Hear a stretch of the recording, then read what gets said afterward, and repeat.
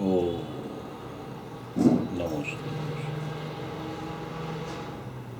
गणमौलवेशो त्रिकालवर्ती अरहन्ताणं गणमौलवेशो त्रिकालवर्ती शिताणं गणमौलवेशो त्रिकालवर्ती ऐर्याणं गणमौलवेशो त्रिकालवर्ती उच्चयणं गणमौलवेशो त्रिकालवर्ती शपशामं ओंकारबिंदु संयुक्तं जयन्ती योगिनी कामदं मोक्षदं चैव ओंकाराय नमो नमः मंगलम भगवान वीरो मंगलम गौतमो गणी मंगलम कुंदकुंदारी उज्जैन धर्मोस्तु मंगलम सर्वमंगल मांगल्यम सर्वकल्याणकारकम प्रधानम सर्वधर्माणं जैनम जयकुशासनम नमः शमय शारानुभूत्या चकाशते चित्स्वभावाय भावाय सर्वभावांतरच्चिते एगो में शाश्वत दर्शन लखणो शेषा में बाईरा बाबा छब्बे संयोग लखण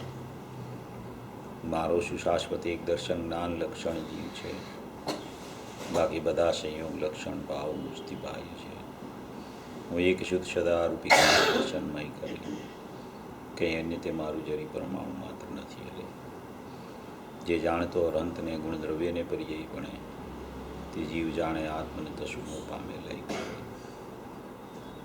નથી અપ્રમત કે પ્રમત નથી જે એક નાયક ભાવ છે એ રીત શુદ્ધ કથા એને જે જ્ઞાન તે તો તે જ છે જેમ નેત્ર તેમજ જ્ઞાન નથી કારક નથી વેદક જાણે જે કર્મોદય નિર્જરાબંધ તેમજ મોક્ષ ધ્રુવચરને અનુપમ ગતિ પામેલી સર્વેશિતને વંદી કહું સુત કેવલી કથિતા સમય પ્રાપ્ત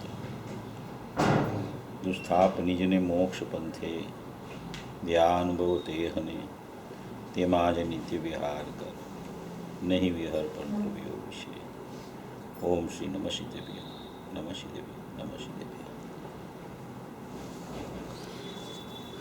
આચાર્ય દેવ કુંદકુંદ ભગવાન દ્વારા રચિત સમય સારથી પરમાગમ તેના ઉપરનો અજીવ અધિકાર ઉપર આપણી ચર્ચા ચાલે છે અજીવ અધિકારની છેલ્લી 68 નંબરની ગાથા છે એ 68 નંબરની ગાથા ઉપરના શ્લોક છે એ શ્લોકમાં ગયા રવિવારે આપણે 42 નંબરના શ્લોક ઉપર ચર્ચા કરેલી 41, 42, 43, 44 ને 45 આવા 5 શ્લોક અમૃતચંદ્ર આચાર્ય દેવે 68 ગાથા ઉપર ચડાવ્યા છે કળશ એ 5 કળશ ચડાવીને આખો જીવનો ચેતના સ્વભાવ એમાં સિદ્ધ કર્યો છે કે જીવનો ચેતના સ્વભાવ શું હોય ખરેખર વાસ્તવિક જીવનું લક્ષણ કોને કહેવાય ખરેખર ચૈતન્યપણું જીવનું વાસ્તવિક લક્ષણ છે એ કઈ રીતે રહેલું છે રાગ આત્માનું વાસ્તવિક લક્ષણ નથી અમૂર્તપણું અરૂપીપણું પણ આત્માનું વાસ્તવિક લક્ષણ નથી સદાય અરૂપીપણે આત્મા રહેતો હોવા છતાં સદાય અમૂર્તિકપણે આત્મા રહેતો હોવા છતાં સદાય એની જ્ઞાનની પર્યાય છે એ સદાય અમૂર્ત હોવા છતાં સદાય એના ગુણો અમૂર્ત હોવા છતાં એને લક્ષણ કીધું નથી એટલે આખું ચેતના લક્ષણ છે ચૈતન્ય લક્ષણ છે જીવનું એ લક્ષણથી ખરેખર જીવ પકડાય છે એટલે જે લક્ષણ લક્ષને કાયમપણે પ્રસિદ્ધ કરતો પરિણમે એને ખરેખર આચાર્ય ભગવાનના જ્ઞાની પુરુષો લક્ષણ કહે છે અને લક્ષણ 2 પ્રકારે હોય છે લક્ષણ એવી આમાં કોઈ અદ્ભુત ચર્ચા આ 41, 42, 43, 44, 45 કળશમાં છે 41 કળશમાં તો એનો પોતાનો સ્વભાવ બતાવ્યો કે જે સ્વભાવ અનાદિ અનંત છે પોતે પોતાથી જ જણાય છે પોતે સ્વસંવેદિત છે કોઈનો ઉત્પન્ન નહીં કરનારો કોઈથી ઉત્પન્ન નહીં થતો એવો પોતાનો સ્વભાવ અનાદિ અનંત અચળપણે કે કદી પર્યાયમાં ન આવતો, કદી એક સમયના મોક્ષના પરિણામમાં પણ ન રહેતો એવો ત્રિકાળ નિત્ય સ્વભાવી અપરિણામી ચૈતન્ય તત્વ એ ખરેખર ત્રિકાળી ધ્રુવ પરમાત્મા, ઉપાદેયભૂત વસ્તુ, અહમ કરવા લાયક પદાર્થ, જ્ઞાનમાં જ્ઞેય બનાવવા યોગ, શ્રદ્ધામાં શ્રદ્ધેય બનાવવા યોગ, ચારિત્રમાં લીનતા રૂપે કરવા યોગ, એવો જે પોતાનો ચૈતન્ય સ્વરૂપ આત્મા, ત્રિકાળ આત્મા, શાશ્વત આત્મા, અનાદિ અનંત આત્મા, પોતે પોતાથી જ રહેતો આત્મા અને સ્વસંવેદ્ય કહીને પોતાના પરિણામમાં અનુભવ રૂપે પોતે વેદાય એવો આત્મા, એમ કહીને 41મા કળશમાં એક જ કળશમાં ધ્યેય અને જ્ઞેયની સંધિ કરી અને આખો કળશ એ રચના કરેલી આચાર્ય ભગવાને. ત્યાર પછી 42મા કળશનું પ્રકરણ આવ્યું. 41મો કળશ છે ને એ પણ ખૂબ અલૌકિક આપણે લઈ લીધો તો. અનાદિ છે, કોઈ કાળે ઉત્પન્ન થયું નથી, અનંત છે, કોઈ કાળે એનો વિનાશ નથી, અચળ છે, જે કદી ચૈતન્યપણાથી અન્ય ચળાચળ થતું નથી, પોતે સ્વસંવેદ્ય છે, પોતે પોતાથી જણાય છે. પોતે પોતાથી જણાય છે એટલે શું કે પોતાના પરિણામમાં પોતાનો અનુભવ થાય છે દ્રવ્યનો, પોતાના પરિણામમાં પોતાના દ્રવ્યનો અનુભવ થાય છે. પોતે સ્વસંવેદ્ય છે તો ત્રિકાળી દ્રવ્ય છે એમાં ક્યાંય સ્વસંવેદન નથી, એમાં ક્યાંય અનુભવરૂપી વેદનરૂપી પર્યાય નથી. એટલે આમાં આખા કળશમાં અનાદિ છે, અનંત છે, અચળ છે, ચૈતન્યપણાથી વ્યાપ્ત છે, સ્ફુટ છે, પ્રગટ છે, છૂપું નથી એવું આ ચૈતન્ય તત્વ છે. એ બધા ત્રિકાળી દ્રવ્યના વિશેષણો છે. પણ વચ્ચે એક વાત મૂકી દીધી છે આચાર્ય ભગવાને કે સ્વસંવેદ્ય છે, પોતે પોતાથી જણાય એવો છે કે સ્વસંવેદ્ય છે. તો એ સ્વસંવેદ્ય છે એમાં દ્રષ્ટિના વિષયની ચર્ચા નથી, એમાં અનુભૂતિની ચર્ચા છે. જો આચાર્ય ભગવાનની રમત, એની કળશ ચડાવવાની સ્ટાઇલ, એના કળશ લખવાની પદ્ધતિ, પોતે ધ્રુવનું ધ્યાન કર્યા જ કરે છે નિરંતર, એવા ધ્રુવને યાદ કરતાં કરતાં પોતે પોતાથી સ્વસંવેદ્ય છે એમ લખી નાખે છે. એટલે જ્યાં ધ્રુવનું અવલંબન, ધ્રુવનો આશ્રય, ધ્રુવની ધૂન લાગે ત્યાં એ સ્વસંવેદ્ય થઈ જાય છે, પોતે પોતાથી વેદનમાં આવી જાય છે. એ વેદનમાં આવ્યો તો અનુભૂતિ થઈ. વેદનમાં આવ્યો કેવી રીતે? તો કે અનાદિ અનંત છે એમ લેતા, અચળ છે એમ લેતા, એકરૂપ છે એમ લેતા, ચૈતન્ય લક્ષણ લેતા અનુભવમાં આવ્યો. એ અનુભવમાં આવ્યો તો કે પોતે પોતાથી જ જણાય એવો સ્વસંવેદ્ય છે એમ કહીને પાછા એમ કે છે કે ચૈતન્ય લક્ષણ છે, જે કદી છૂપવું નથી, જે કદી અવરાતું નથી. પાછી ત્રિકાળી દ્રવ્યની ચર્ચા આવી. એટલે કળશમાં ધ્યેય આગળ, વેદન વચ્ચે, અને પાછા ધ્યેયની એની કાર્ય સિદ્ધિ કરવા માટે, પાછા ધ્યેયનું અવલંબન લેવા માટે ધ્યેયની ધૂન. એવી કોઈ અદ્ભુત રચના 41 કળશમાં કરેલી છે. એટલો બધો અપૂર્વ કળશ છે. એક એક કળશ ચડાવ્યા છે ને એ કોઈ ગજબના કળશ ચડાવ્યા છે. હવે આવું ધ્યેયનું સ્વરૂપ ખ્યાલમાં આવે, જે સ્વસંવેદ્ય પોતે પોતાથી જણાય છે, પ્રગટ છે, છૂપું નથી, ચૈતન્ય અત્યંતપણે ચકચકાટ પ્રકાશી રહ્યું છે, તે પોતે જ જીવ છે. એ પાછું પોતે જ જીવ છે. એ ત્રિકાળ દ્રવ્ય ચકચકાટ પ્રકાશી રહ્યું છે, એ ત્રિકાળ દ્રવ્ય. શેમાં પ્રકાશી રહ્યું છે? તો કે એ પોતે પોતાથી સ્વસંવેદ્ય છે, પોતાની પરિણતિમાં પોતાનો અનુભવ થાય છે. એ અનુભવ થયો, ત્યાં અનુભવમાંથી પાછા જ્યાં વિકલ્પમાં આવે ત્યાં પછી ધ્રુવની ધૂન લાગી જાય. અનુભવમાં ધ્યેય જ્ઞેયની સંધિ અને અનુભવ કરવા માટે ધ્યેયની ધૂન, ધ્રુવનું ધ્યાન લાગે. એને આ 41મો કળશ અપૂર્વથી અપૂર્વ લખ્યો. હવે એ કળશ લખ્યા બાદ એણે 42મો કળશ લખ્યો. ધ્યેયપૂર્વક જ્ઞેયની ચર્ચા કર્યા બાદ એણે 42મા કળશની રચના કરી અમૃતચંદ્ર આચાર્ય દેવે. આ અમૃતચંદ્ર આચાર્ય દેવ છે ને, એની કોઈ શૈલી ગજબની શૈલી છે. એ હાલતા ચાલતા સિદ્ધ કીધા ગુરુદેવે એને. કુંદકુંદ આચાર્યને કડીકાર સર્વજ્ઞ કહી દીધા, અને અમૃતચંદ્ર આચાર્યને હાલતા ચાલતા સિદ્ધ કીધા. જાણે આમ હાલતા ચાલતા હોય ને સિદ્ધ પણ એનું ન પ્રકાશિત થઈ રહ્યું હોય, એવા હાલતા ચાલતા સિદ્ધ એવા અમૃતચંદ્ર આચાર્યના આ કળશ, અમૃતથી ભરેલા કળશ, અમૃત જે મરે નહીં એવા અમૃતથી ભરેલા કળશો, એવા અમૃતચંદ્ર આચાર્ય 42મા કળશની રચના કરી. 42મો કળશ આપણે જોઈ લીધો તો એમાં 42મા કળશમાં એટલી બધી અપૂર્વ વાત કરી છે. ચૈતન્ય સ્વરૂપ બતાવ્યું 41મા કળશમાં, એનું વેદન બતાવ્યું, પાછી ચૈતન્ય સ્વરૂપની વાત કરતાં કરતાં 42મો કળશ લખે છે કે આવું ચૈતન્ય સ્વરૂપ, આવું સ્વસંવેદનપણું, આવો ધ્રુવ પરમાત્મા, એ ધ્રુવ પરમાત્મા આનંદરૂપી વેદનમાં આવ્યો, જ્ઞાનરૂપી સ્વસંવેદન થઈ ગયું, તો એ એવો ચૈતન્ય પરમાત્મા છે. એનું લક્ષણ શું? લક્ષણ વગરનો તો કોઈ જીવ ન હોય. લક્ષણ વગરનો કોઈ જીવ ન હોય. અને લક્ષણ એને જ કહેવાય કે જે લક્ષને પ્રસિદ્ધ કરતું હોય. લક્ષણ વગરનો કદી કોઈ જીવ ન હોય. લક્ષણ સદાય પોતાની પર્યાયમાં વ્યાપતું હોય, પોતાના ગુણમાં વ્યાપતું હોય, પોતાની કારણ પર્યાયમાં વ્યાપતું હોય, પોતાની વર્તમાન ઉપયોગરૂપી દશામાં પણ જ્ઞેયભૂત અભેદપણે વ્યાપક હોય. એને ખરેખર લક્ષણ કહેવામાં આવે. રાગ છે એને લક્ષણ ન કહી શકાય, કારણ કે રાગ ચેતનની દરેક અવસ્થામાં વ્યાપકપણે રહેતો નથી. અજ્ઞાનીને રાગ એની પર્યાયમાં છે, એ જ સમયે એ રાગ કેવો છે એ જાણનારું જ્ઞાન છે એ સદાય રહેતું હોવાથી, અને રાગ તો ચાલ્યો જતો હોવાથી, બધી અવસ્થામાં ન રહેતો હોવાથી, આત્માને પ્રસિદ્ધ કરતો ન હોવાથી, આત્માથી ઉત્પન્ન થતો ન હોવાથી, પરના લક્ષ્ય ઉત્પન્ન થતો હોવાથી, નિર્વિકલ્પ દશામાં પણ ન હોવાથી, એટલે એને રાગને અવ્યાપ્તિ કહીને એને લક્ષણથી જુદો પાડીને કાઢી નાખ્યો. અવ્યાપ્તિ દોષ કહી દીધો એને. એટલે કે આત્માનું લક્ષણ ચૈતન્યપણું, એ ચૈતન્યપણું સિદ્ધ કરવું છે.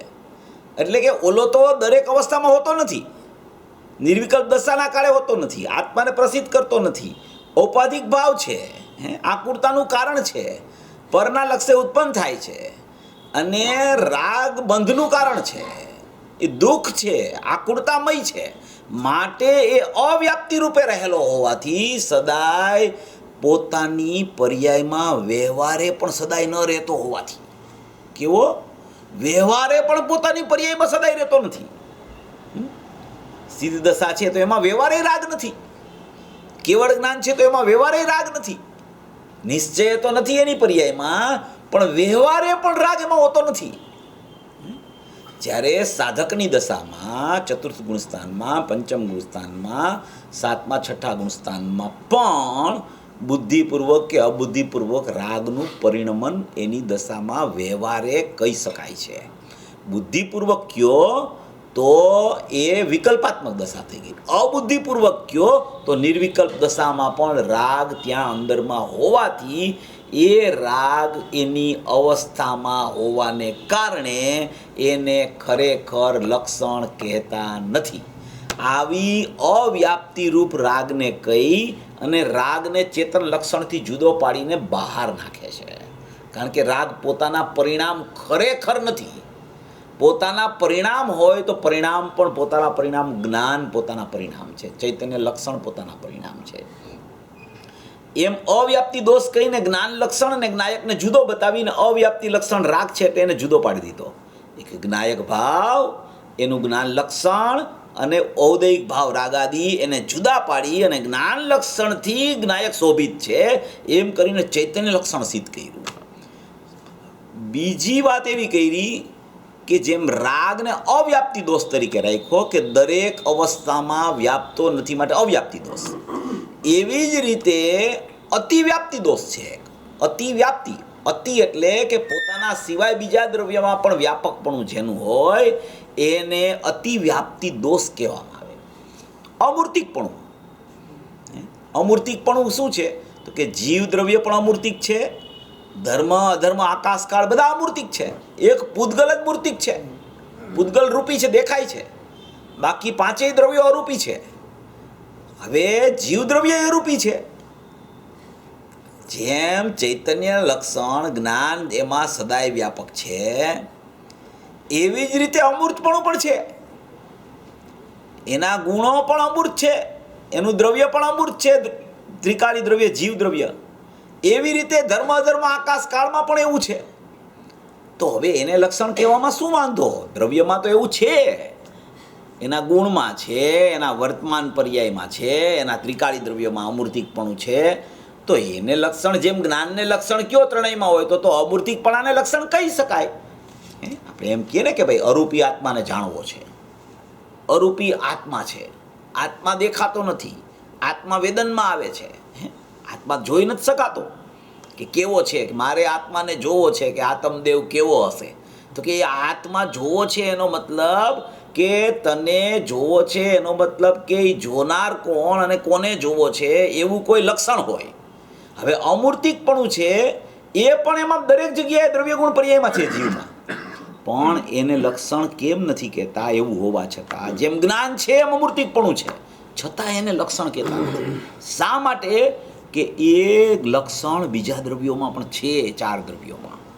જો તમે અમૂર્તિકપણાને લક્ષણ કહો તો 4 દ્રવ્ય છે એ પણ જીવ થઈ જાય, તો એ લક્ષણથી જીવ ખ્યાલમાં ન આવે, માટે એને લક્ષણ નથી કહેતા.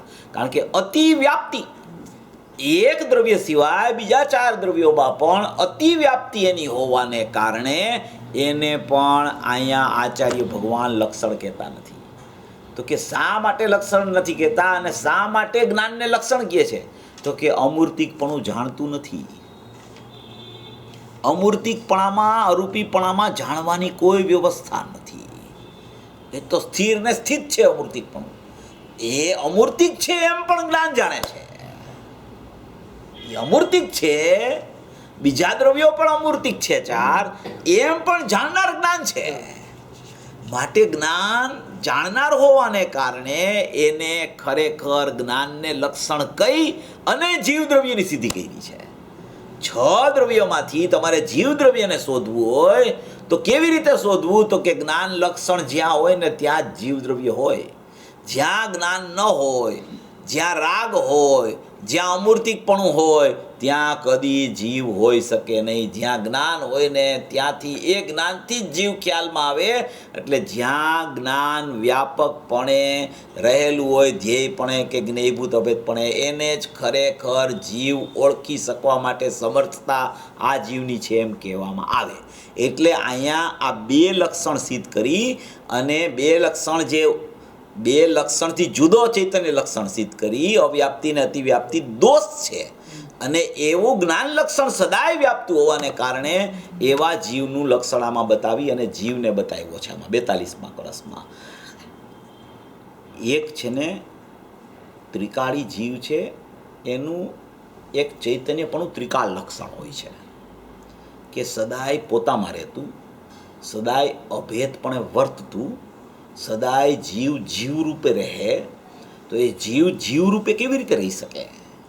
જીવ સદાય જીવરૂપે રહે, ત્રિકાળતા એની સદાય ત્રિકાળ રૂપે રહે. તો એવું કોઈ સત્વ હોય એમાં, એવા સત્વ વગર જીવ પોતાની ત્રિકાળતા ત્રિકાળ રૂપે રહી ન શકે. ઉપયોગ લક્ષણ તો ઉત્પાદનવાળું છે. ઉપયોગ લક્ષણ છે એ તો ઉત્પાદનવાળું છે. એ ઉત્પાદનવાળું ઉપયોગ લક્ષણ તો જીવને પ્રસિદ્ધ કરે છે, એ જીવનો વેદનમાં લે છે. પણ એ લક્ષણ સિવાયનું પણ ત્રિકાળી દ્રવ્ય આખું ધ્રુવ ચૈતન્ય પરમાત્મા છે, આખો અનંત ગુણાત્મક આત્મા છે, આખો ધ્રુવ સત્તારૂપ આત્મા છે. એ ધ્રુવની ત્રિકાળની ત્રિકાળતા, એની પોતાની નિત્ય ચૈતન્ય સત્તા, પોતાનો અમર્યાદિત ફેલાવા રહિતનો અને અમર્યાદપણે પોતે પોતામાં ફેલાયેલો એવો ચૈતન્ય સ્વભાવ, એવી એની અમર્યાદિતતા, એવું એનું શાશ્વતપણું, એવું એનું ત્રિકાળપણું, વ્યાપવાપણું, એવો પણ એક એનો ત્રિકાળતાવાળો સ્વભાવ, એને પણ ચૈતન્ય લક્ષણ કહેવાય. ચૈતન્ય લક્ષણને કોઈ વર્તમાન ઉપયોગ લક્ષણની અપેક્ષા ન હોય એવી સાપેક્ષતા એને ચૈતન્ય લક્ષણ ત્રિકાળને જીવ દ્રવ્યને જીવ તત્વમાં એવી કોઈ અપેક્ષા લાગુ ન પડે. એટલે એની પોતાની ત્રિકાળતા, પોતાનો સ્વભાવ, પોતાનું ચૈતન્યપણું, પોતાની અલૌકિકતા, પોતાની અમર્યાદિતતા, પોતાનું અનંતપણું, પોતાનું અચળપણું, પોતાનું પોતાથી રહેવાપણું, પોતાની સત્તા અંદરમાં રહેલી એ પોતાથી હોય. એને કોઈ અપેક્ષા ન હોય, નિરપેક્ષ તત્વ છે. તો એવા 2 લક્ષણ બાંધ્યા છે ભગવાને. જીનેન્દ્ર પરમાત્માએ, આચાર્ય ભગવાને, જ્ઞાનીઓએ ચૈતન્ય સ્વભાવના 2 લક્ષણ બાંધ્યા. એ બે લક્ષણમાં એક તો ત્રિકાળ, ત્રિકાળમાં રહેનારી ત્રિકાળતા, એની જ્ઞાન દર્શનમય ધ્રુવતા, એનો સ્વભાવ જાણનાર દેખનાર પણ જેમાં રહેવું, એને ચૈતન્ય લક્ષણ ત્રિકાળ કીધું. હમણાં આપણે આવ્યું ને આ મોક્ષ અધિકાર પૂરો થયો ને, એમાં એક વાત આવી ને, બહુ સુંદર વાત આવી. મોક્ષ અધિકાર એટલો બધો અદ્ભુત કે એમાં ગાથાઓ ચાલુ થઈને ત્યારથી જ્ઞાન લક્ષણની જ ચર્ચા ચાલુ થઈ છે મોક્ષ અધિકાર આખામાં. હવે એ આચાર્ય ભગવાને મોક્ષ અધિકાર લખ્યો તો એને જ્ઞાન લક્ષણ લખવાની શું જરૂર હતી? એણે જ્ઞાયક લખવો જોઈએ ને ખાલી.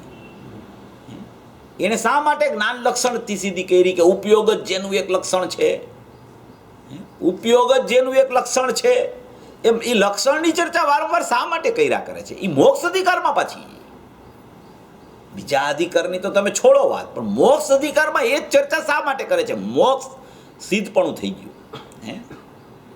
ચાર કર્મ કેવળ જ્ઞાનમાં હતા, મોક્ષ થતાં ચાર અઘાતી કર્મનો અભાવ થઈ અને પરિપૂર્ણ આનંદમાં લીનતાપૂર્વકનું અવ્યાબાદ ચારિત્ર રૂપ મોક્ષ દશા પ્રગટ થઈ અને એનું શાશ્વતપણું જેવું હતું એવું પરિપૂર્ણપણે ખીલી નીકળ્યું. એવી જે મોક્ષ દશા ઉદિત થઈ ગઈ ને, એમાં એને ચૈતન્ય લક્ષણને શા માટે મૂક્યું એણે? અને એ પણ ચૈતન્ય લક્ષણ મૂકી અને એમ મૂક્યું કે બંધ મોક્ષ છે, એ બંધ મોક્ષ છે એ પણ થઈ ગયા અને બંધ મોક્ષ થયા એમ જાણનાર છે. બંધ મોક્ષ થઈ ગયા એમ જાણનાર તત્વ છે. બંધ મોક્ષ થયા એમ ખ્યાલમાં આવ્યું છે, બંધ મોક્ષ થયા એવું જાણવામાં આવ્યું છે. એટલે મોક્ષથી પણ જાણવાના લક્ષણને જુદું પાડ્યું છે. જો સમજવા જેવી વાત છે. મોક્ષ તત્વ જે છે એ મોક્ષ તત્વ થઈ ગયો, એ બંધ મોક્ષનો પણ જાણનાર, મોક્ષનો પણ જાણનાર એમ કીધું. 320 ગાથામાં પણ કીધું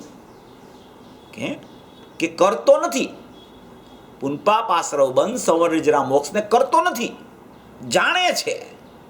તો કે મોક્ષને જાણે છે એ કેવું? તો કે એ મોક્ષ છે એ મોક્ષ પર્યાયમાં થયો એમ જ્ઞાન જાણે છે.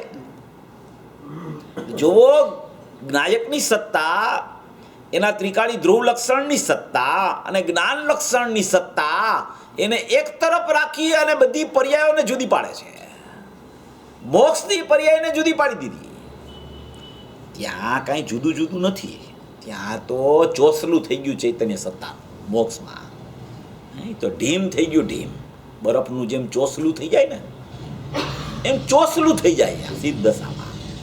ઉત્પાદ વ્યય હોવા છતાં ઉત્પાદ વ્યયનો ભેદ ન રહીએ અને એવું કોઈ અભેદ પરિપૂર્ણ પરિણમન જ્યાં હોય એને એમ કહેવામાં આવે કે આ મોક્ષ દશા પરિપૂર્ણપણે પ્રગટ થઈ ગઈ.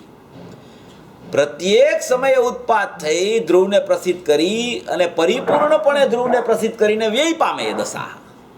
હવે એવું થયા કરે ત્યારે પણ એ દશા પ્રગટ થઈ, દશાનો વ્યય થયો એવું જાણનાર તત્વ જુદું રાખ્યું એનાથી.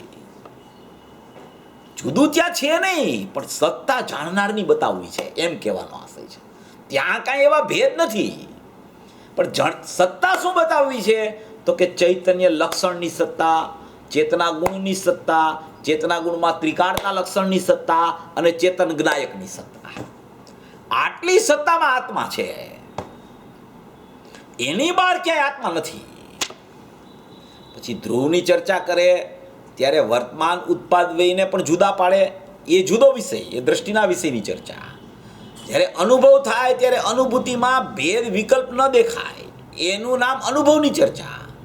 અને અનુભૂતિના સમયે અને અનુભવના વિષયના સમયે ચૈતન્ય લક્ષણની વ્યાપકતા ત્રિકાળતા રૂપ અને વર્તમાન રૂપ રહેલી છે એવી સમજણ કરે, એને બધી પર્યાયોથી પાર ચૈતન્ય દેવ એના લક્ષણમાં લક્ષ પ્રસિદ્ધ થઈ જાય. એમ આ કળશોમાં એમ કહેવા માંગે છે. જે મોક્ષ અધિકારમાં ચર્ચા આવી, આ સર્વવિશુદ્ધ જ્ઞાન ચાલુ થયો એમાં પણ આ જ ચર્ચા આવ્યા કરશે. જાણનાર દેખનાર, જાણનાર દેખનાર, જાણનાર દેખનાર. આ ક્રમબદ્ધનો ન્યાય જે અત્યારે ચાલે છે ને, એ ક્રમબદ્ધનો ન્યાય જે આવે છે એ તો એક દ્રવ્યથી બીજા દ્રવ્યને જુદા પાડવા પૂરતી ખરેખર એક અપેક્ષાએ જુઓ તો મર્યાદિત વાત છે. એટલી મર્યાદિત વાત છે ક્રમબદ્ધમાં. કે જે પોતાના જીવના પરિણામથી અજીવના પરિણામને જુદા જોઈ લે, જીવ અજીવની ભિન્નતા જાણી લે, એને અજીવને જુદું પાડે, તો જીવમાં થતાના પોતાના પરિણામ જે વિભાવરૂપ જીવના પરિણામ વર્તે છે, એ જીવના વિભાવરૂપ પરિણામ કેમ વર્તે છે કે અજીવની સત્તાને જુદી નથી પાડતો અને અજીવની સત્તા સાથે એકત્વ બુદ્ધિ કરે છે. એટલે જીવને અજીવની એકત્વ બુદ્ધિ થતાં પોતાના પરિણામમાં વિભાવ દેખાય છે. એને પોતાના પરિણામમાં વિભાવ ક્યારે ન થાય? અજીવની સત્તાને જુદી પાડી દે તો જીવની સત્તાને જો જોઈ લઈએ દ્રષ્ટિ કરીને, તો પોતાના પરિણામમાં વિભાવની સત્તા ન હોય, એ સ્વભાવની સત્તા પ્રગટ થઈ જાય.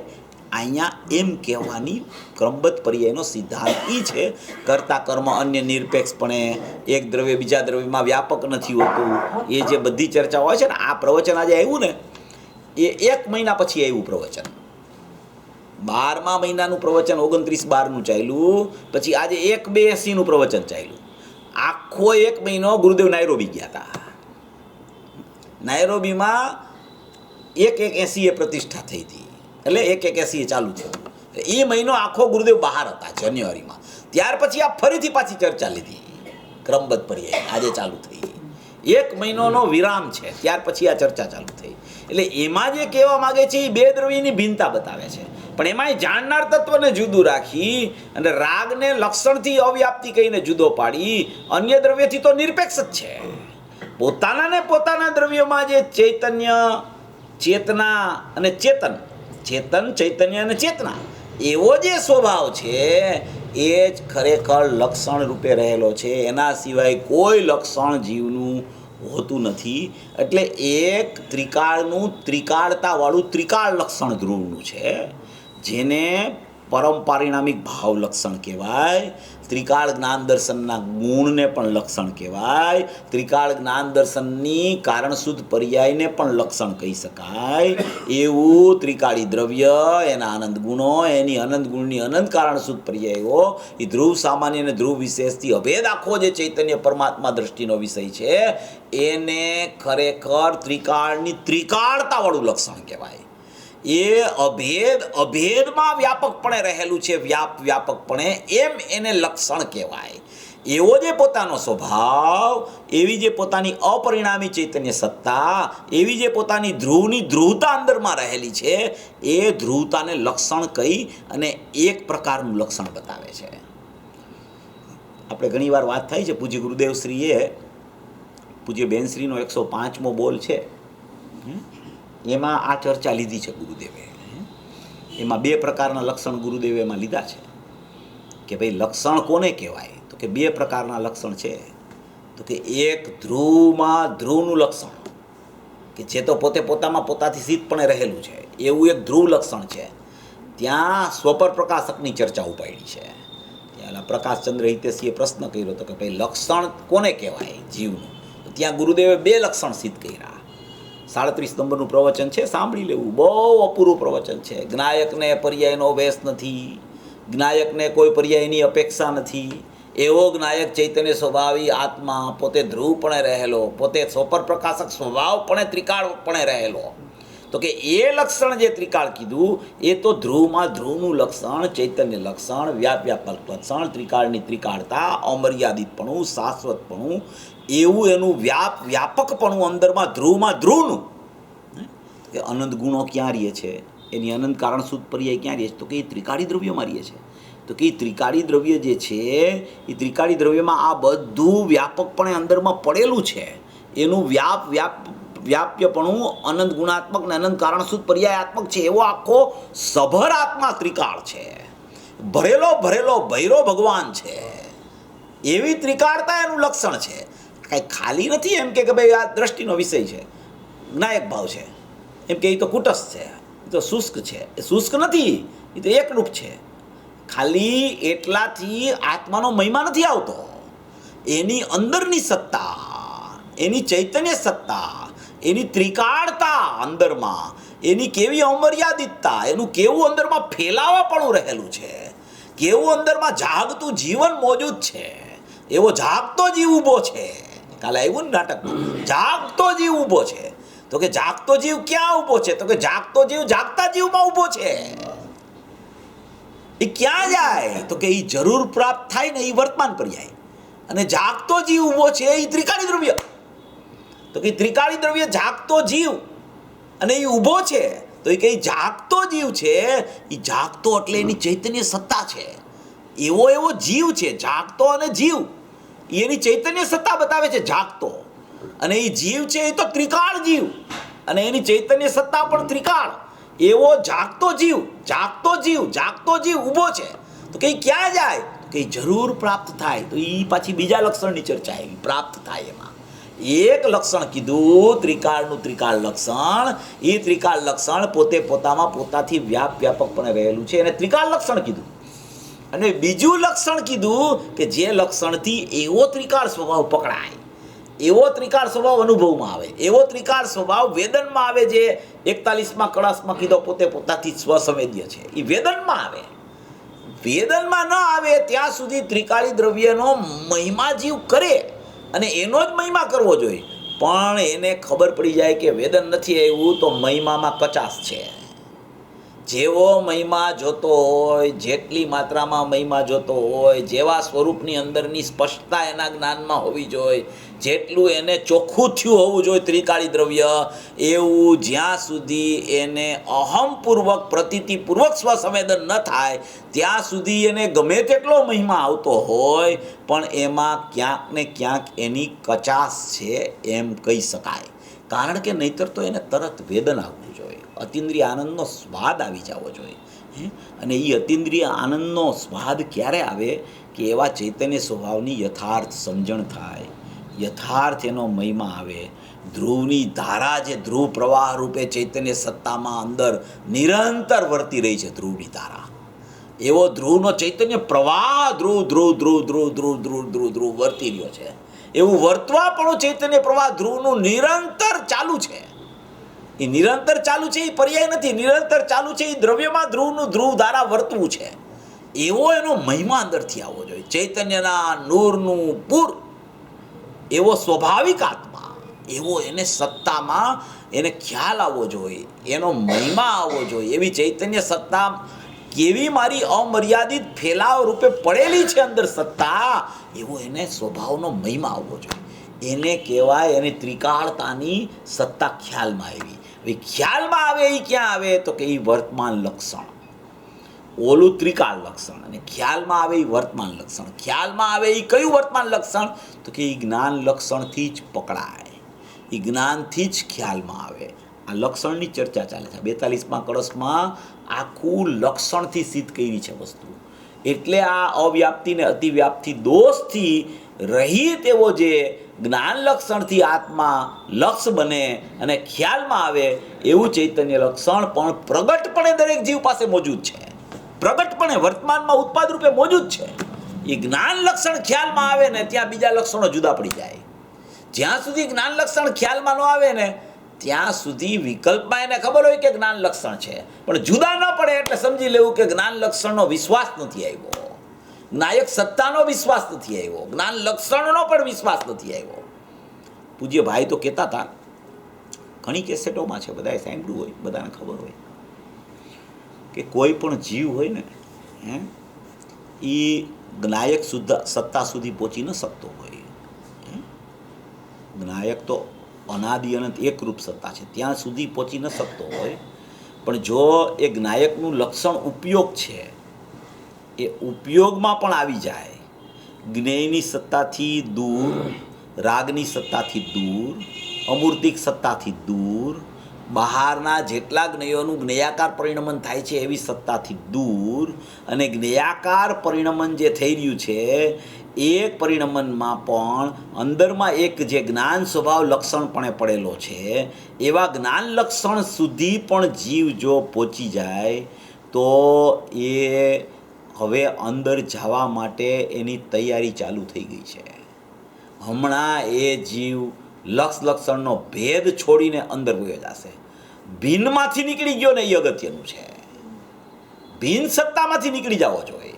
જેવી રાગની સત્તા ભીન છે, બીજા દ્રવ્યોની સત્તા ભીન છે, જ્ઞેયાકાર સત્તા પણ ખરેખર જ્ઞાનથી ભીન છે. કારણ કે જ્ઞેયાકારો તો સમયે સમયે સમયે સમયે નવા આવ્યા કરે છે ને. પડદા ઉપર જેમ ચિત્રો આવ્યા કરે, આપણે લીધો તો એક વિષય એકવાર 1 જાન્યુઆરીએ, કે પડદા ઉપર જેમ ચિત્રો આવ્યા કરે, તો પડદાને શું એમાં ચિત્રો આવ્યો, એક બીજું ચાલ્યું ગયું ચિત્ર, બીજું આવ્યું, ત્રીજું આવ્યું, ચોથું આવ્યું, પાંચમું આવ્યું. હવે એ પડદા ઉપર ચિત્ર જોવે છે એ જ્ઞેયાકાર. હવે એ જ સમયે પડદો દેખાય તો એ જ્ઞાનાકાર. હવે એ જ્ઞાનાકાર જ છે, જ્ઞેયાકાર બન્યું જ નથી. એની ભ્રમણાથી એને જ્ઞેયના આકાર દેખાય છે એમાં, કારણ કે જ્ઞાનના આકાર ન હોય તો જ્ઞેયાકાર પણ ન બને એમાં ક્યારેય. એટલે મૂળમાં જ્ઞાનના આકાર છે, એના મૂળમાં જ્ઞાન સ્વભાવ પડ્યો છે, એના મૂળમાં ચૈતન્ય લક્ષણ પડ્યું છે. એટલે બધી સત્તાથી પાર, એટલે ભિન્નની સત્તાથી જુદો પડી જાય પહેલા, અને ભેદની સત્તામાં આવી જાય. જ્ઞાનમાં જવાનું છે અભેદ સત્તામાં, પણ ભેદ સત્તામાં જીવ પહેલા આવીને ઊભો રહે છે. એ ઊભો રહે છે નિયમથી, પેલા ત્યાં જ આવે છે. સીધો કોઈ જીવ અભેદમાં ચાલ્યો જાય, એને પૂર્વે બહુ સાધના કરેલી હોય જુદી વાત છે, પણ જનરલી ભેદમાં આવીને અભેદમાં જાય છે. ભેદ લક્ષણમાં જીવ આવે ને આવે. જો કોઈ જીવ કહે ને કે ભાઈ, હમણાં એક વિષય એવો પૂજ્ય ગુરુદેવ શ્રીમાં એમ કે ભાઈ બેન શ્રીમાં આવે છે આ વિષય, તિર્યંચ હોય તિર્યંચ. હવે એ તિર્યંચ છે, હવે એને કાંઈ શાસ્ત્રોની ખબર નથી, એને કોઈ એવી દેશના ખબર નથી, મળતી નથી. હવે એ સ્વયંભવ રમણ સમુદ્રમાં પંચમ ગુણસ્થાન વર્તી તિર્યંચો છે. પંચમ ગુણસ્થાન વર્તી, ચતુર્થ ગુણસ્થાન નહીં, પંચમ ગુણસ્થાન વર્તી. હવે એ કેવી રીતે આપણે એને વિચારમાં કેવી રીતે લેવું, કેવી રીતે ખ્યાલમાં આવે આપણને? ક્યારું મનુષ્ય ગતિમાં પંચમ ગુણસ્થાનમાં તો આકરું પડી જાય છે, હજી તો ચોથું આવતું નથી, મિથ્યાત્વય ગળતું નથી. જ્યાં સુધી ચૈતન્ય લક્ષણમાં નથી આવતો ત્યાં સુધી મિથ્યાત્વય ગળતું નથી. તો એ કેવી રીતે એ ભજતું હશે ને કેવી રીતે થઈ જતું હશે? બેનશ્રીએ કીધું કે ભાઈ એને છે ને પૂર્વમાં ખૂબ સાધના કરી હોય, એને સાધના ખૂબ કરી હોય. આપણે એ વિષય ઘણી વાર લઈશું. પૂર્વમાં ખૂબ સાધના કરી હોય અને પછી એને વર્તમાનમાં એ ભાવ ભાષણ થઈ જાય, એને ખ્યાલ આવી જાય કે ઓહો આ તો આવું જ સ્વરૂપ છે, આ દુઃખ મારો સ્વભાવ નથી, હું સુખમય છું, એમ કરતાં એ અનુભૂતિ કરી લે તિર્યંચ. પછી એક હમણાં નવી વાત આવી, ગુરુદેવે એમ કીધું કે દરિયામાં સ્વયંભૂ રમણ સમુદ્રમાં એવી જાતના માછલા હોય છે, એવી જાતના માછલા શું કે જેનો આકાર જિનેન્દ્ર પ્રતિમા જેવો હોય છે. કેવો? જિનેન્દ્ર પ્રતિમા જેવો આકાર હોય એનો, એ માછલાનો. હવે એ કોણે બનાવ્યો હોય છે એવો આકાર? અહીં તો જિનેન્દ્ર પ્રતિમા ઓલો શિલ્પી ઘડતો હોય છે અને એ ઘડીને બનાવે છે. જેવી નિર્ણય કર્યો હોય છે એવી જ રીતે ટાંકડા મારતા મારતા મારતા મારતા મારતા મારતા એને જ્યાં પ્રતિમા બને ત્યાં અનુભવ થઈ ગયો, આવો જોયો તો એમ કહેવાય. હવે ત્યાં કોણે બનાવી હશે એ વસ્તુ? એમ કીધું કે એવા જિનેન્દ્ર ભગવાનની પ્રતિમાના આકારવાળા એવા સ્વયંભૂ રમણ સમુદ્રમાં માછલા હોય છે, અને એ તિર્યંચો એવા માછલાને જોવે છે. એ જોવે છે ત્યાં એને પોતાની પ્રતિમા યાદ આવી જાય છે. ઓહો મારું સ્વરૂપ તો આવું છે, ત્યાં અનુભૂતિ થઈ જાય છે. આટલી બધી વાત છે. જુઓ, નિમિત્ત નૈમિતિક સંબંધ પણ કેવી જગ્યાએ ક્યાં કેવો લાગુ પડતો હોય છે. આ નિમિત્ત નૈમિતિક સંબંધ છે, એની ચર્ચા છે આ. હવે જિનેન્દ્ર પ્રતિમાના વંદન જે છે આપણે કરીએ છીએ રોજ, એ પ્રતિમાની કેટલી મહિમા છે, એ પ્રતિમાનો કેટલો ઉપકાર છે, એ પ્રતિમાથી કેવું પોતાનું સ્વરૂપ યાદ આવી જાય છે. એકાંતે આ શુભ ભાવ છે ને આ બંધનું કારણ છે ને એમ એકાંતે એવી રીતે નથી લેવાનું. એને ત્યાં સ્મરણ કરવા જાય છે. જિનેન્દ્ર પ્રતિમાને જોઈને પોતાના ચૈતન્ય સ્વભાવનું સ્મરણ કરવા માટે જિનેન્દ્ર પ્રતિમાની સ્થાપના, નિક્ષેપની સ્થાપના કરવામાં આવે છે. એવી રીતે ઓલો તિર્યંચનો જીવ એવા જિનેન્દ્ર પ્રતિમાના આકારવાળા માછલાને જોવે છે, ત્યાં એને પોતાનો ચૈતન્ય સ્વભાવ આવો છે એમ ખબર પડી જાય છે. બોલો, ત્યાં એને અનુભૂતિ થાય છે ને ત્યાં એને પંચમ ગુણ સ્થાને આવી જાય છે. એને એ વિચારમાં ને એને એના સ્મરણમાં એવું ને એવું ખ્યાલમાં આવતા એને પંચમ ગુણ સ્થાન આવી જાય છે. ગુરુદેવ કહે છે ને કે એ માછલા હોય ને એ મોઢું ખોલે તો પાણીમાં માછલા આવે, પણ એ બધું બહાર કાઢી નાખે તરત. જેટલું શુદ્ધ પાણી હોય એટલું ગ્રહણ કરે ને બાકીનું પાણી બહાર નીકળી જાય. એ સહજ પ્રક્રિયા છે, એમાં એને પુરુષાર્થ નથી કરવો પડતો. ત્યાં એ સહજ જ બનાવ બનતો હોય છે એવો કે એ ગ્રહણ અભક્ષ વસ્તુનું કરે જ નહીં. દરિયાના માછલા વિચાર કરો તમે. એટલે કેવું ચૈતન્ય લક્ષણ અને ચૈતન્ય સત્તા લક્ષની કેવી મહિમા છે કે જ્યાં આવું પોતાનું સ્વરૂપ એને ખ્યાલમાં આવ્યું ત્યાં તો સડસડાટ કરતો જીવ અંદર ચાલ્યો જાય છે, ફટ કરતો. એટલે અનુભૂતિને સરળ કીધી છે, સરળતમ કીધી છે. પોતાની વસ્તુ છે, પોતાની પાસે છે, કોઈની જરૂર નથી આમાં.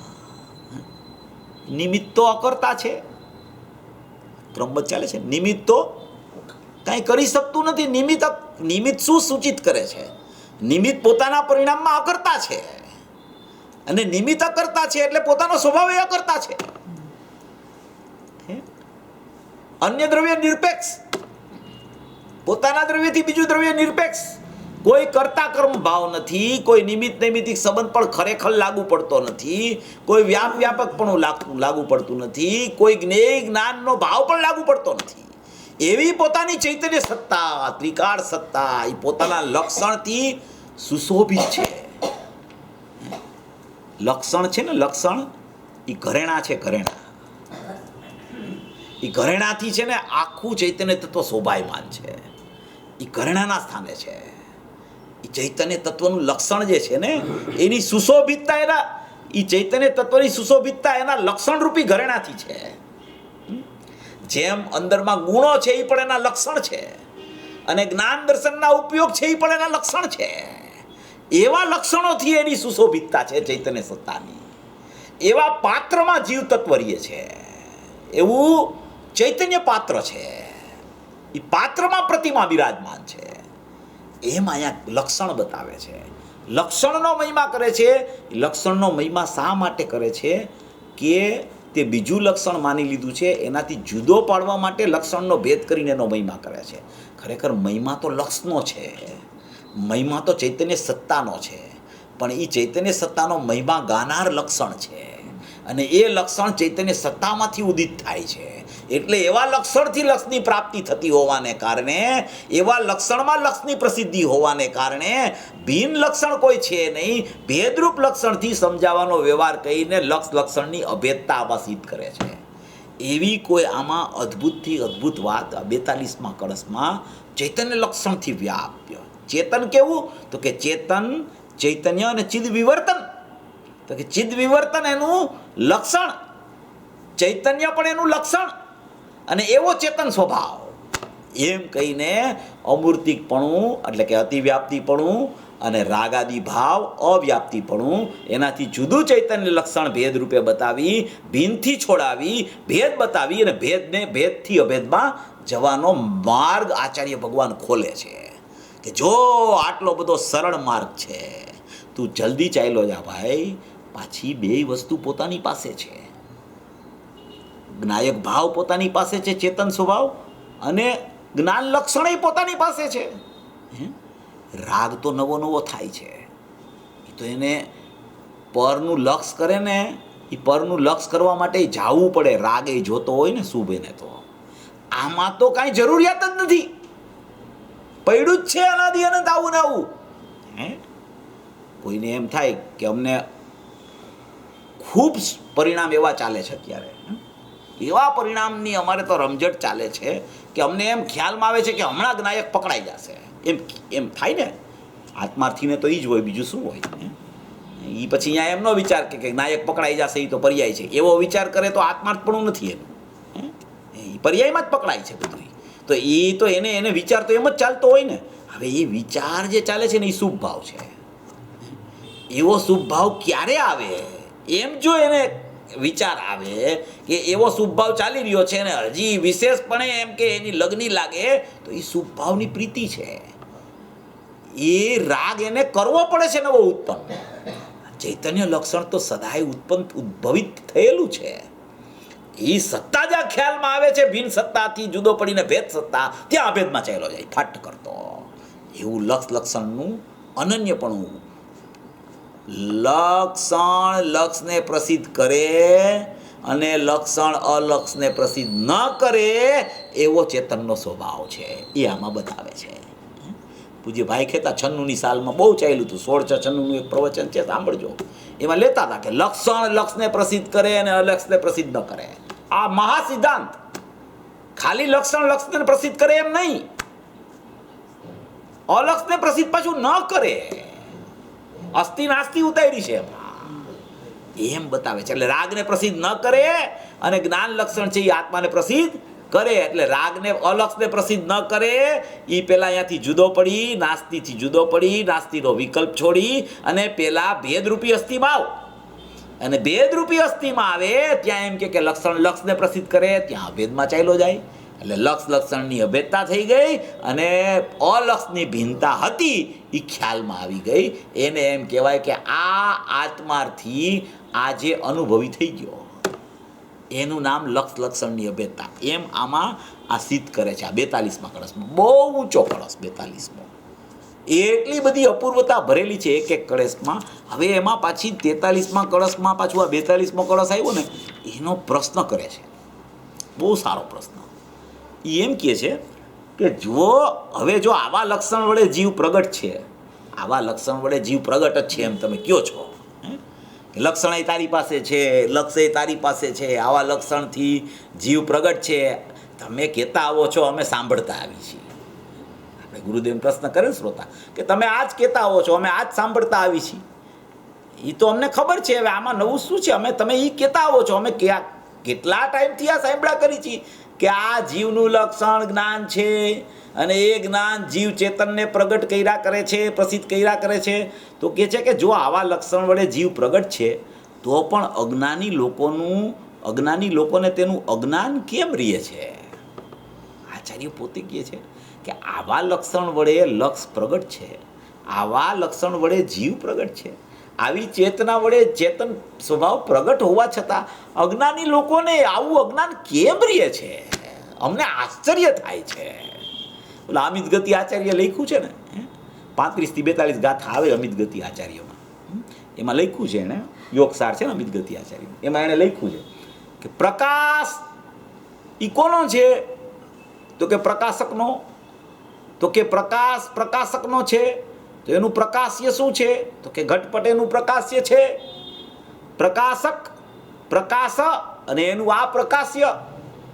તો કે તું તો અજ્ઞાનમાં ચાલ્યો ગયો, તને પ્રકાશ્ય બહાર દેખાણું, તને રાગની પ્રસિદ્ધિ દેખાણી, તને જ્ઞેયની પ્રસિદ્ધિ દેખાણી, તને જગતની પ્રસિદ્ધિ દેખાણી પ્રકાશમાં. અને જેનો પ્રકાશ હતો પ્રકાશકનો, એને તે પ્રકાશકને પ્રકાશ્ય ન બનાવ્યું અને જ્ઞેયોને પ્રકાશ્ય બનાવ્યું. જા, તારું અજ્ઞાન નહીં છૂટે.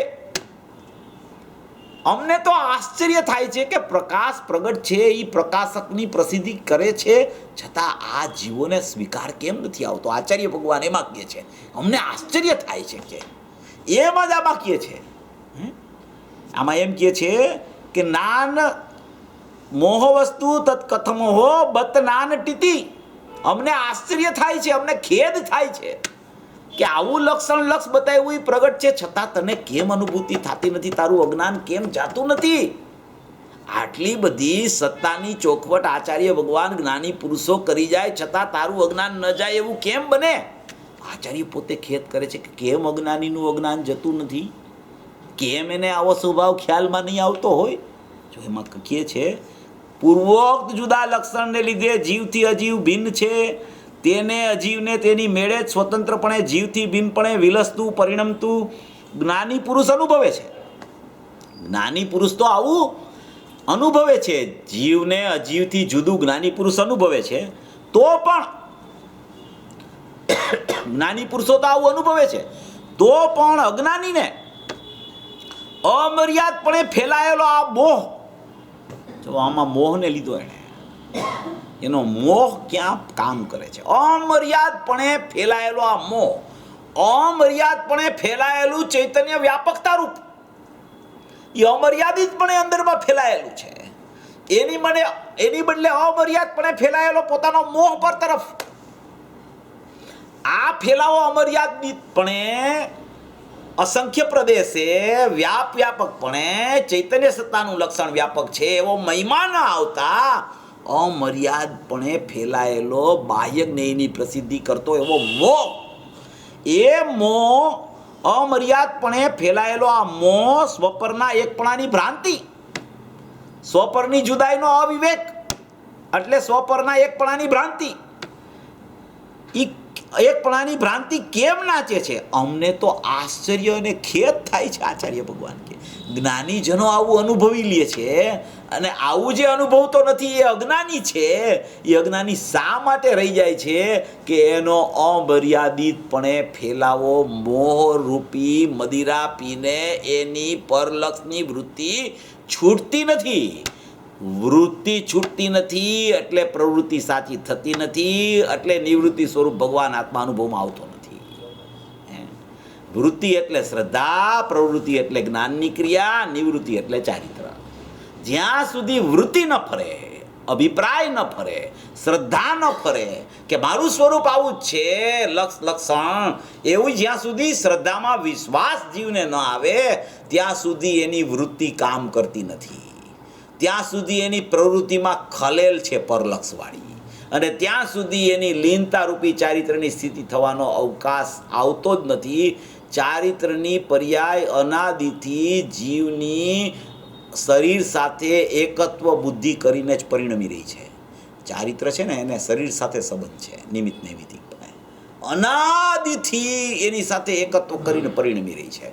એટલે એ નિવૃત્તિ નથી આવતી. એને વૃત્તિમાં જો ભગવાન આત્મા બેસે, વૃત્તિમાં જો એને ચેતના લક્ષણ બેસે, તો એની જ્ઞાન ક્રિયારૂપની પ્રવૃત્તિ છે એમાં જ્ઞાયક ભાવ ખ્યાલમાં આવવા માંડે, અને એ ખ્યાલમાં આવે તો રાગથી પાર એવી વિતરાગ સત્તા નિર્વિકલ્પણે રહેલી છે એની લીનતા થઈને નિવૃત્તિ થઈ જાય. એટલે એમ કે છે કે અમને તો ખેદ થાય છે, આવું હોવા છતાં કેમ પામતો નથી જીવ? કેમ એનું અજ્ઞાન ચાલ્યા કરે છે? કેમ સમયે અજ્ઞાનનો જ ઉત્પાદ થયા કરે છે? કેમ જ્ઞાનરૂપી સમ્યક ભાવ એને ઉત્પાદ પામતો નથી? અમને આચાર્ય કહે છે, અમને આશ્ચર્ય થાય છે. અમે આટલું બતાવી છીએ, અનાદિ અનંતતા બતાવી છીએ, અચળતા બતાવી છીએ, છુપાયેલું નહીં એવું સદાય પોતામાં ચૈતન્યપણે રહેતું એવું લક્ષણ બતાવી છીએ. પાછું એમ કહી છીએ પોતે પોતાથી એ સ્વસંવેદ્ય છે. પછી એમ કહી છીએ કે એનું લક્ષણ જ્ઞાન છે, એ જ્ઞાન લક્ષણમાં રાગની અવ્યાપ્તિ નથી, અતિવ્યાપ્તિ અમૂર્તિકપણું નથી. એવા જ્ઞાન લક્ષણથી જ્ઞાયક ભાવ વર્તમાનમાં અનુભવમાં એટલે જાણવામાં જીવને પ્રત્યેક સમયે બાળગોપાળ સૌને આવી રહ્યો છે. છતાં એવા ઘણા જ્ઞાની થઈ ગયા છતાં આ મોહ મદિરા પીધેલો અજ્ઞાની અનાદિ મોહમાં કેમ રાચે છે? અમને આશ્ચર્ય થાય છે. આવું સ્વરૂપ બતાવી છે તારું, છતાં તું કેમ છોડતો નથી આવા સ્વરૂપ? કેમ છોડી દેશ આવા સ્વરૂપને? કેમ મોહભાવને છોડતો નથી? આ મોહનીય કર્મ છે ને, એ સૌથી મોટામાં મોટું મોહની જ્યાં પ્રકૃતિ જાય એટલે એ મોક્ષમાં આવી ગયો સમજી લેવાનું. એક છે દર્શન મોહ, એક છે ચારિત્ર મોહ. એના નિમિત્તે અહીંયા થાય છે પોતાની પર્યાયમાં મોહ. એ મોહની વાત છે. ઓલો તો કર્મ પ્રકૃતિમાં જાય છે, પણ અહીંયા મોહ થાય છે. જેવો અહીંયા મોહ થાય પર્યાયમાં, એટલા જ પ્રકારે 12મા દ્રવ્ય કર્મનું એવું જ બંધન થાય. એને એમ કહેવામાં આવે કે ડિગ્રી ટુ ડિગ્રી ભાવબંધના કારણે દ્રવ્યબંધની સ્થિતિ ઉત્પન્ન થઈ, અને એ પાછો અબાધા કાળ પાકતા ઉદયમાં આવે ત્યારે અહીંયા ભાવબંધ થાય જ એવો બિલકુલ નિયમ નહીં. પોતાના પુરુષાર્થથી પોતાના સ્વભાવમાં એ ગરકાવ કરી જાય, ત્યાં વા નિર્જરા થઈ જાય. સમયની વાત જુદી છે, ત્યાં નિર્જરા થઈ જાય. ત્યાં એવો જ ભાવ આવે અહીંયા કે જ્યાં ઓલો ઉદય જ ના આવે, એ ખરી જાય, ને અહીંયા ભાવ છે એ સ્વસન્મુક્તાપૂર્વક પરિણમી જાય. એવી સ્થિતિ રહેલી છે. એટલે મોહ છે ને, મોહ એ સંસારનું મોટામાં મોટું બીજડું છે. પુરુષાર્થ સિદ્ધિ ઉપાયની 14મી ગાથામાં કીધું છે. મોહ સાથે સંયુક્ત, શરીર સાથે સંયુક્ત એવો જેને આત્મા ભાસે છે, એ એવો પ્રતિભાસે છે, એ કદી પોતાના આત્માને જુદો સ્વતંત્રપણે અભેદ રહેલો ભિન્નતાપૂર્વક જોઈ શકતો નથી. એમ કહીને આમાં આચાર્ય ભગવાન કહે છે કે અમને તો આશ્ચર્ય અને ખેદ થાય છે. એક બાજુ આશ્ચર્ય થાય છે અને ખેદ થાય છે કે આવું કેમ થાય છે. આવો સ્વભાવ બતાવું છતાં અનુભવ કેમ નથી થતો? પછી એનો જવાબ છે ને 44માં કળશમાં આપે છે. 44 ને 45 કળશ છે, એટલે પછી આ આપણો અજીવ અધિકાર છે ને પૂરો થાય છે. પછી આવતા રવિવારથી આપણે કરતા કર્મ અધિકાર ચાલુ થશે. બહુ સારો અધિકાર, ખૂબ અલૌકિક. બધા અધિકાર તો એવા જ છે. આપણે આપણો ઉપયોગ ત્યારે ક્યાં કામ કરે છે ને એના ઉપર અધિકારનો મહિમા આવે. આ એનું ટૂંકું સૂત્ર. અધિકાર તો બધા સુંદર જ હોય. આચાર્ય ભગવાન લખે એના અનુભવરૂપી કલમ છે એની, એ પોતે એના અંદરના ત્રિકાળી દ્રવ્યમાં બોળીને જ્યારે એની અનુભવરૂપી બૂંદ બૂંદ બહાર આવતી હોય અને એ વિકલ્પમાં આવે ને એ વિકલ્પથી શાસ્ત્ર રચના કરે તાળપત્ર ઉપર, એમાં કાંઈ કચાશ હોય પણ એમાં આપણો ભાવ, આપણો ઉપયોગ જો લાગતો ન હોય એમાં, એ તત્વમાં, તો આપણને એમ લાગે કે આ અધિકાર સારો, આ અધિકાર બરાબર નહીં, આ ગાથા સારી, આ ગાથા સમજવા જેવી, આ ગાથા સમજવા જેવી નહીં. તો એવું કાંઈ છે નહીં. આચાર્ય ભગવાનની બધી ગાથા પ્રયોજનભૂત. કોઈ ગાથા અપ્રયોજનભૂત આચાર્ય ભગવાનની અનુભવરૂપી કલમમાંથી લખાતી નથી. એવી અલૌકિક રચના સમયસાર પરમાગમની. એમાં કરતા કર્મ અધિકાર, મોટામાં મોટો અધિકાર. કેટલી અપૂર્વથી અપૂર્વ વાતો, 76 ગાથા એવી અદ્ભુત. 69 થી 144 પક્ષાતી ક્રાંત સુધી લઈ જાય. એમાં પક્ષથી અતિક્રાંત ભાઈખો તે સમયનો સાર છે એમ 144માં કહી અને પ્રથમથી શ્રુત જ્ઞાન દ્વારા પોતાના શુદ્ધાત્માના જાણવાનો, જ્ઞાન સ્વભાવી આત્માનો પહેલાં નિશ્ચય કરીને શ્રુત જ્ઞાનના અવલંબન દ્વારા, એટલે દ્રવ્યશ્રુત દ્વારા, એ અદ્ભુતથી અદ્ભુત 144મી ગાથા આપણે જામનગરમાં હમણાં 142, 43, 44 લીધી હતી. બહુ પ્રયોજનભૂત ગાથા. એ કરતા કર્મ અધિકાર ચાલુ થશે 69, 70 ગાથા. એટલે આ 44 ને 45 કળશ છે. 5 મિનિટમાં આમાં વિષય ચાલ્યો ને એ જ વિષય છે આમાં. એટલે બહુ કાંઈ આમાં ખાસ બીજું નથી. ચૈતન્ય લક્ષણ ને ચેતન સ્વભાવ એટલું જીવને ખ્યાલમાં આવી જાય ને તો બધાય અધિકારની સમાપ્તિ ત્યાં થઈ જાય છે. ચૈતન્ય જ્ઞાયક ભાવ અને એ જ્ઞાયક ભાવને પ્રસિદ્ધ કરનારું ચેતના લક્ષણ. આટલો આત્મા છે. એટલો આત્મા શા માટે છે? તો કે એ સદાય એવો ને એવો સાથે ને સાથે રહેતો હોવાથી એટલો આત્મા છે. ક્યારેય એકલો જ્ઞાયક નથી હોતો અને ક્યારેય એકલી જ્ઞાનની પર્યાય નથી હોતી. દરેક સમયે જ્ઞાયક ભાવ અને જ્ઞાનની પર્યાય નિરંતર દરેક સમયે અનાદિ અનંત હોય છે. એટલે ત્યાં સુધી આત્મા છે, એની બહાર આત્મા નથી. એકલો જ્ઞાયક રહેતો હોય અને જ્ઞાનની પર્યાય ન રહેતી હોય તો એકલો જ્ઞાયક છે એની ચર્ચા આવે. જ્ઞાનની પર્યાય એકલી રહેતી હોય અને એ સમયે જ્ઞાયક ન હોય તો જ્ઞાનની પર્યાયની જ ચર્ચા આવે. જ્ઞાયક ભાવ અને જ્ઞાનની પર્યાય બે પ્રત્યેક સમયે અનાદિકાળથી અનંતકાળ સુધી રહેવાના હોવાથી એ બેયની યથાર્થ સમજણ કરીને ધ્રુવનો મહિમા લઈ આવી અને ધ્રુવમાં પોતાની પરિણતિની સ્થાપના કરે ત્યારે એને એમ કહેવાય કે આ જીવે ચૈતન્ય લક્ષણથી ચેતનને ઓળખો. એમ આમાં આ દરેકમાં કળશમાં એ સાર છે એનો. હવે આમાં 44મો કળશ છે. એમાં કહે છે અનાદિકાળના મોટા અવિવેકના નાટકમાં અથવા નાચમાં વર્ણાદિમાન પૂતગલ જ નાચે છે. જો અવિવેકનું નાટક અને એનો નાચ જે ચાલે છે અનાદિકાળથી, એ બધો શેમાં ચાલે છે? પૂતગલમાં. પૂતગલ કરનાર છે, પૂતગલ ફરનાર છે, જીવ જાણનાર છે. પૂતગલ કરનાર છે, પૂતગલ ફરનાર છે અને જીવ જાણનાર છે. નથી કરનાર, નથી ફરનાર, માત્ર જાણનાર એમ કહે છે. આમાં પૂતગલ છે, વર્ણાદિમાન પૂતગલ જ નાચ્યા કરે છે. નાચે છે એટલે પરિણમન એનું ચાલે છે, અન્ય કોઈ નહીં. અભેદ જ્ઞાનમાં પૂતગલ જ અનેક પ્રકારનું દેખાય છે. જો અભેદ જ્ઞાનમાં જે જ્ઞાન અભેદ થાય છે એવા જ્ઞાનમાં એકલું પૂતગલ જ અનેક પ્રકારનું દેખાય છે. જીવ તો અનેક પ્રકારનો છે જ નહીં. અનેક પ્રકારનો જીવ નથી. જીવ તો એક પ્રકારનો ચૈતન્ય લક્ષણે વ્યાપ્ત છે. અને આ જીવ તો રાગાદિક પૂતગલ વિકારોથી વિલક્ષણ શુદ્ધ ચૈતન્ય ધાતુમય મૂર્તિ છે. પછી કહે છે કે રાગાદિ ચિદ વિકારને, ભાવાર્થમાં છે, રાગાદિ ચિદ વિકારને ચૈતન્ય વિકારોને દેખી એવો ભ્રમ ન કરવો કે એ પણ ચૈતન્ય જ છે. રાગાદિ ચિદ વિકારને એટલે એ રાગાદી થયા તો રાગ મિશ્રિત જ્ઞાન વર્તતું હોય ત્યારે એ રાગાદી વિકાર કહેવાય. તો એ રાગાદી વિકારને ચિદ વિકારને, રાગાદી ચિદ વિકારને એટલે કે જ્ઞાન સાથે ભળેલો રાગ છે એવું એને જો રાગ મિશ્રિત જ્ઞાન ખ્યાલમાં આવે અને એને એમ થઈ જાય કે આવો જ ચેતન છે, તો કે એવો ભ્રમ ન કરતો. રાગ મિશ્રિત જ્ઞાન ચાલતું હોય ને એટલે એમ થાય કે આ તો જ્ઞાન જ છે, આ તો જ્ઞાન જ છે. હવે એ છે રાગ મિશ્રિત એટલે ઇન્દ્રિય જ્ઞાન અને એને ભાષે એ જ્ઞાન, તો એવો ભ્રમ ન થઈ જાય. ધ્યાન રાખજે.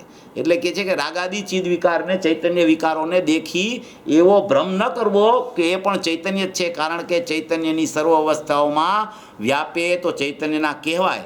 રાગાદી વિકારો તો સર્વ અવસ્થાઓમાં વ્યાપતા નથી. રાગ પણ વ્યાપતો નથી અને ઇન્દ્રિય જ્ઞાન પણ સર્વ અવસ્થામાં વ્યાપતું નથી. આપણે આમાં ઇન્દ્રિય જ્ઞાને લઈ લેવું, ખાલી રાગ ન લેવો, કારણ કે રાગને જાણનારું જ્ઞાનને ખરેખર જ્ઞાન કહેવામાં આવતું નથી.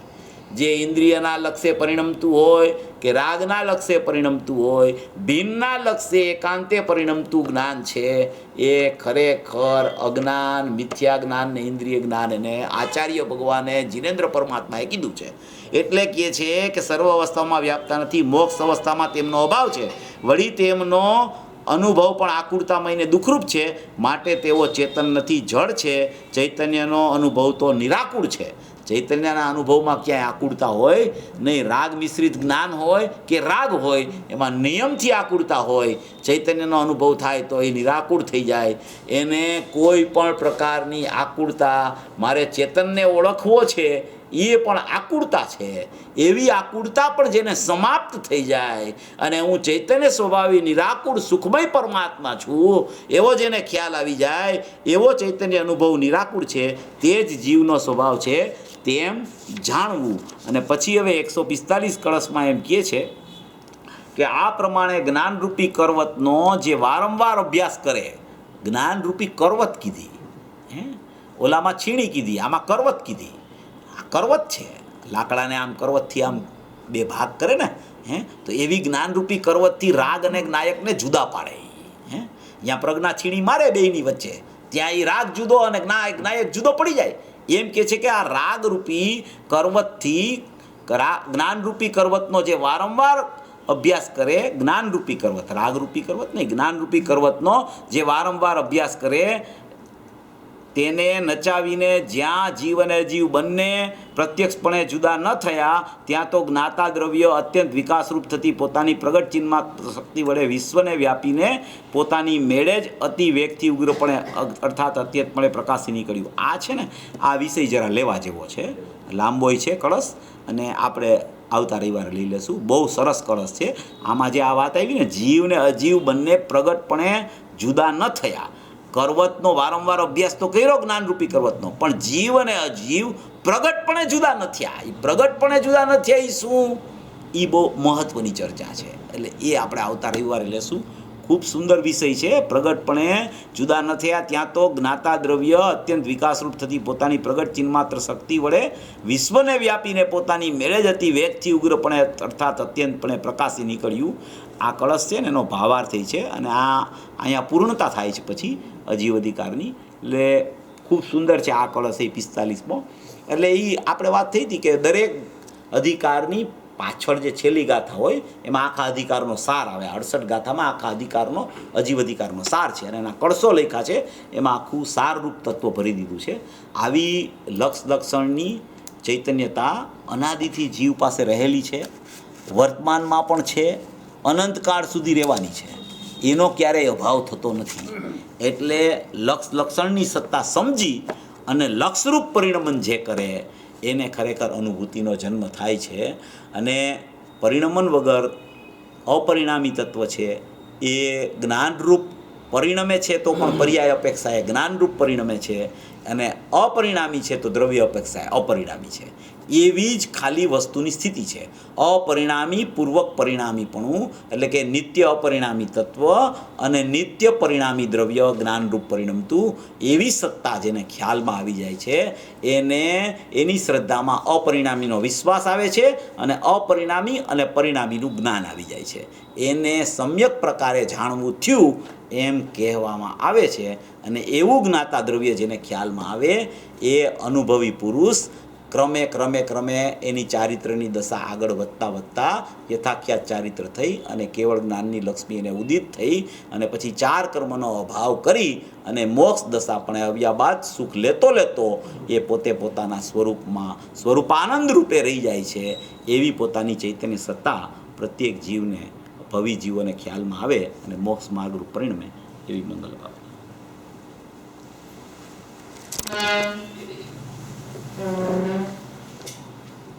અહોપકાર દિનવરનો કુંદનો ધ્વનિ દિવ્યનો જીન કુંદ ધ્વનિ આપ્યા અહો આ ગુરુ કાનનો જીન કુંદ ધ્વનિ આપ્યા અહો આ ગુરુ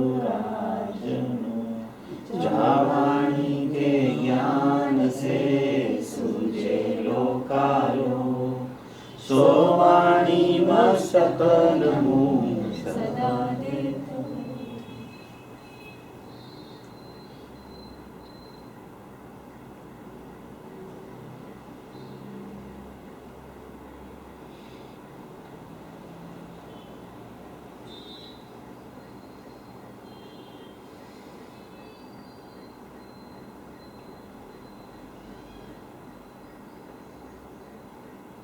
महाविद्य क्षेत्रे विराजमान साक्षात दिव्यधनि दाता श्री सिमंदर भगवान परिकाल सर्वज्ञ एवं श्री कुंतुंद आचार्य देवनो हालता चालता श्री देवा श्री अमृतचंद्र आचार्य देवनो कारण कार्यની સંધિના જનક એવા ભાવિ તીર્થાદિનાથ શ્રી પદ્મ બ્રહ્મધારી દેવનો મંગલમય જીનવાણી મહાત્મનો પરમ કૃપાળુ અનંત અનંત અનંત ઉપકારી શ્રી સદગુરુ દેવનો.